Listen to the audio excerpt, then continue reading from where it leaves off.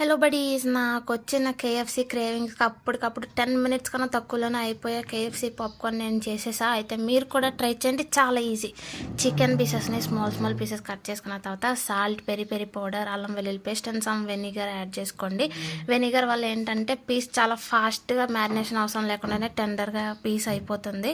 So ఇప్పుడు మనం మైదా అది పక్కన పెట్టుకొని మైదాలో కొంచెం సాల్ట్ మిక్స్ చేసుకొని మైదాలో ఫస్ట్ పీసెస్ డిప్ చేసి వాటిని గట్టిగా నొక్కండి, అప్పుడే పిండి పట్టుకుంటుంది. అప్పుడు మళ్ళీ వాటర్లో డిప్ చేసి సేమ్ అవే పీసెస్ని మళ్ళీ ఒక్కసారి గట్టిగా నొక్కి ఒక్కసారి దులపండి. ఇలా స్లోగా దులిపితే వెంటనే మనకి క్రిస్పీ లేయర్ ఫామ్ అవుతుంది. వాటిని తీసి ఫ్రై చేసేయడమే.